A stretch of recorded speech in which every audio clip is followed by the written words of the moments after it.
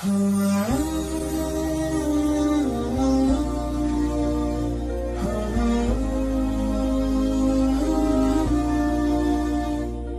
saya membaca berita yang sangat mirip. Remaja usia 17 dan 14 tahun membunuh bocah usia 11 tahun dengan tujuan mengambil organnya untuk dijual. Pelaku mengaku terpengaruh oleh website Yandex yang berisi tentang jual beli organ manusia dengan harga mahal. Mirisnya lagi, tujuan mereka mencari uang banyak karena ingin membangun rumah untuk orang tuanya. Maaf Buya, saya sedih. Yang ingin saya tanyakan, apa langkah konkret yang bisa saya lakukan untuk membantu remaja-remaja bermasalah seperti mereka, karena pada dasarnya mereka hanya perlu pengawasan dan bimbingan dari orang tua dan sekitarnya.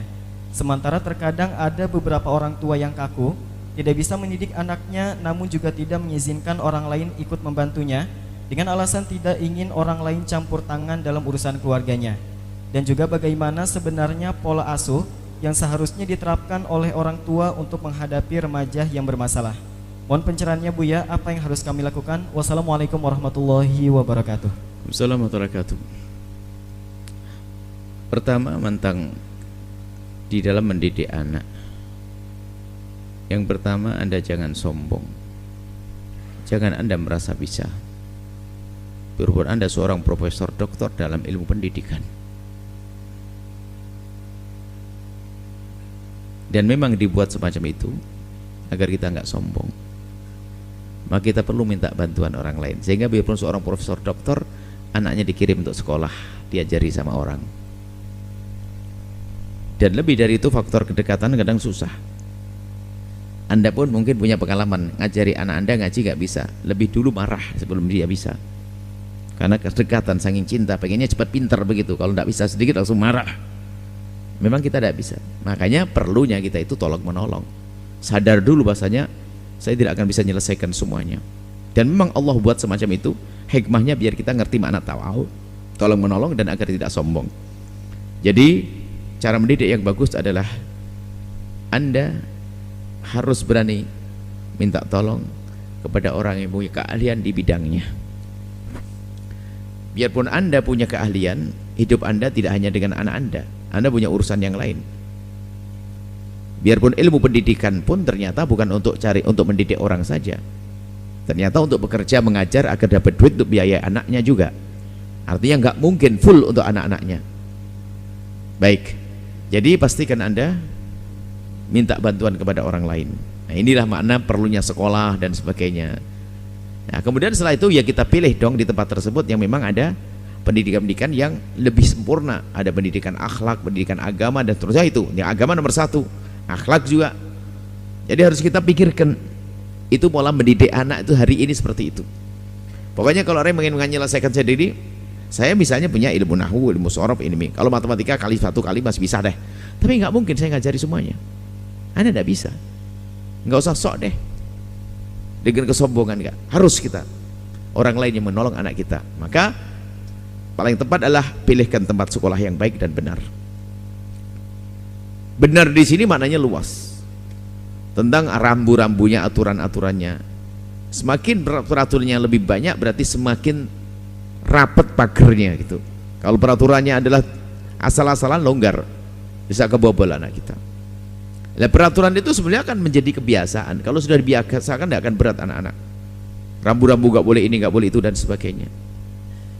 Maka itu sudah keuntungan kalau tidak boleh. Kadang sesuatu yang dibolehkan menjadi membahayakan. Misalnya ada sebuah pondok atau tempat sekolah membatasi tentang media sosial, karena itu kadang membahayakan. Baik itu. Jadi kalau Anda mendidik anak-anak Anda jangan seolah-olah bisa menyelesaikan sendiri. Anda harus minta tolong pada orang lain. Dan saat Anda minta tolong, harus Anda pastikan di tempat itu adalah harus Anda lihat sisi agama, ya nomor 1. Sisi akhlak, bukan hanya sekedar dia tenar, dia terkenal, sohor, favorit, nggak cukup itu. Favorit bagi kita sesat itu apa? Favorit ternyata akhlak rusak untuk apa? Nggak ada favorit-favoritnya di situ. Harus agama diperhatikan, akhlak diperhatikan, baru setelah itu pendidikan yang lainnya. Itu diantaranya cara mendidik Anda. Jangan sok didik sendiri. Makanya tadi ada pertanyaannya, ada orang lain ikut campur nggak boleh. Duh, nggak bisa mendidik anak. Saya serahkan anak-anak kepada ustadz yang mengajarinya. Itu sudah wajar. Umum begitu itu tuh.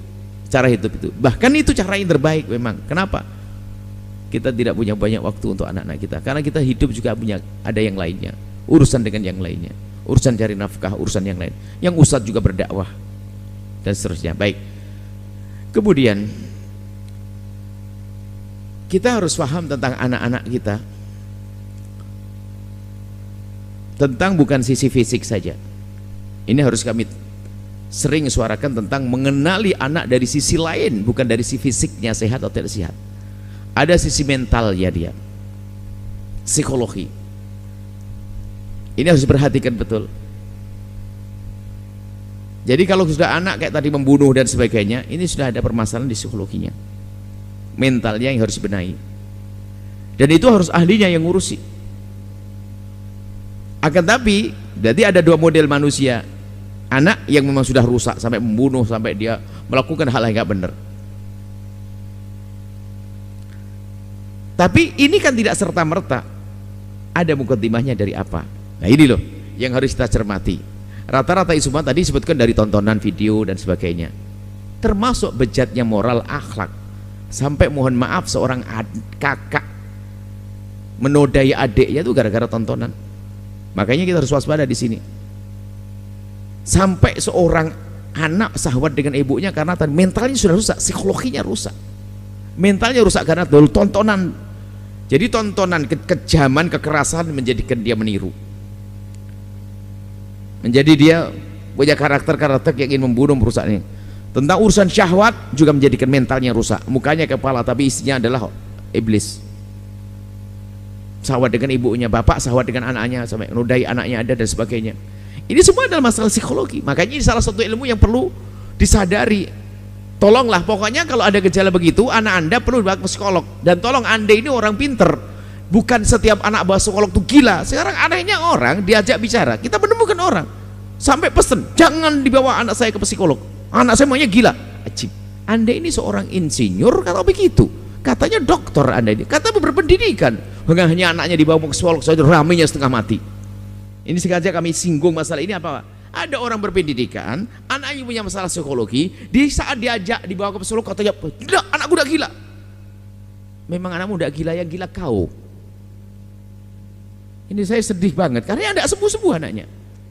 Yang gila bapaknya itu tidak ngerti kalau anaknya sakit tentang mentalnya itu. Ya sakit mental lu selesaikan. Jadi menyelesaikan dari sini, termasuk mohon maaf, termasuk anak mohon maaf yang di apa namanya, apa yang di nodai, apa namanya bahasa lain, bahasa sekarang itu apa ya, dicabuli lah. Itu pun juga harus dipantau oleh psikolog juga supaya tidak masuk ke putus asa, anda ngerti masa depannya kayak apa sehingga menjadi anak putus asa pun saya sudah tidak perawan mending zina terus, bisa saja begitu karena dia nggak ngerti bahasanya kemuliaan bukan kan urusan keperawanan, macam-macam harus dibantu oleh, dibesarkan. Ini perlu terlibatnya pakar-pakar dalam dunia ini. Dan memang kesusahannya kita tuh menyelesaikan dari sisi ini juga. Seorang ustadz, orang kena was-was, hanya pakai doa-doa saja. Benar, doa itu penting. Tapi kalau zaman Nabi kan juga doa iya, tapi usaha yang benar juga ada. Was-was. Itu bukan urusannya hanya bukan kurang doa saja. Dia sudah kena mentalnya, harus masukkan ahlinya dong.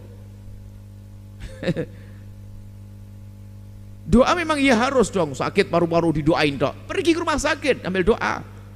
Jantung pergi rumah sakit sambil doa. Was-was pergi rumah sakit. Udah sakit ke psikolog sambil doa.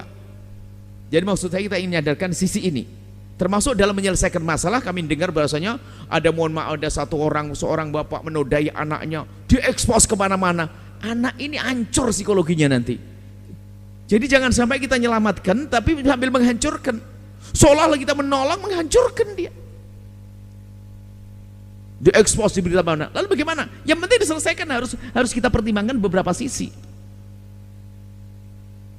Kalau sampai ini terekspos, apalagi misalnya sudah di media sosial, lihat sampai dia dewasa, dia ingat, dicari masih ketemu, dia akan merasa malu bahwasanya di kampung yang dulu pernah dicabuli oleh abangnya, oleh adiknya, oleh bapaknya, oleh tetangganya, dia ini orangnya. dia mau menikah ketakutan dan sebagainya. Makanya tolonglah kalau Anda ingin amar ma'ruf nahi mungkar sekalipun harus pertimbangkan sisi ini. Yang zalim ya, yang kurang ajar harus dikasih pelajaran, tapi sisi lain. Karena apa? Kasus semacam ini misalnya, kasus pembunuhan. Ada seorang membunuh bapaknya. Anda jangan hanya memikir pembunuh harus diginikan, harus, oh enggak, anak-anaknya ini punya, anaknya sang bapak yang dibunuh ini harus perhatikan si seluruhnya, jangan sampai tubuh menjadi pendendam nanti jadi pembunuh juga. Hati-hati. Jadi kayaknya harus betul-betul pikirkan masalah ini. Bapaknya dibunuh, oke, kita amar ma'ruf, yang membunuh harus kita bunuh, oke. Akan tapi harus kita perhatikan, jangan sampai anak yang melihat bapaknya dibunuh tumbuh dengan dendam yang tidak ada hentinya. Memang yang dibunuh sudah mati, yang membunuh sudah mati, tapi dia tumbuh besar, dia punya anak, dia punya istri, dia punya. Nah, ini kan perlu melibatkan psikolog juga untuk besarkan hatinya dia. Macam-macam ini. Jadi kami berharap bahwasanya kalau ingin menyelesaikan masalah jangan pakai gerudah-geruduk, tapi harus betul-betul dari sisi, sebagai sisi. Ini loh, karena permasalahan juga permasalahannya kompleks. Makanya ustadz saja nggak bisa menyelesaikan permasalahan ini. Nah, jangan sombong ustadz dengan ada medis dilibatkan, psikolog dilibatkan, yang lainnya juga dilibatkan. Itu aja untuk menyelesaikan problem. Tapi kaidahnya sama. Ayo kita sama-sama masih harus bersepakat bahwasanya kita rindu untuk sama-sama menolong sesama. Itu loh, rinduan untuk itulah yang menjadikan kita mudah menyelesaikan permasalahan umat. Tapi bukan karena ikut balas, mohon maaf, membalas dendam. Membalas dendam, apakah itu menyelesaikan masalah? Bisa saja terus akan balas-balasan tidak ada ujungnya. Makanya kami mengharap misalnya kayak keterlibatan pemerintah dalam hal ini. Misalnya ada berita tentang tentang pencabulan, pembunuhan dan sebagainya, itu tolong diperhatikan di berbagai sisi kemungkinan yang akan terjadi. Termasuk korban itu. Kami menemukan waktu kejadian korban nggak pernah dibahas tentang anak-anak korban. Mesti anak korban langsung ditangkap, diperhatikan oleh pakarnya, psikolog, dibesarkan hatinya, dididik, dilembutkan hatinya supaya tumbuh dengan normal. Ini salah satu hal yang harus dipikirkan juga. Baik, ini jadi masalah problem ini kompleks, ini masalah psikologi, ini masalah pembunuhan, kejahatan, kelainan seks, mencabuli anaknya sendiri, saudaranya, semuanya permasalahan psikologi. Biarpun pada dasarnya juga kalau dikembalikan pertanyaan tadi tepat, masalah pendidikan yang salah, iya, dan itu sebuah dosa, iya, tapi tidak serta-merta kita langsung mengatakan dosa itu begitu, tapi sebab-sebabnya harus kita perhatikan. Ini saja insya Allah. Makasih, masya Allah. Semoga Allah memudahkan kita dalam mendidik anak-anak kita, dan semoga Allah mudahkan kita dalam menyelesaikan problem. Bahasa lain adalah kita bisa mengambil ikannya tanpa keruh airnya, kita memangkas benalu tanpa harus pohon-pohon yang sehat ikut ketebang.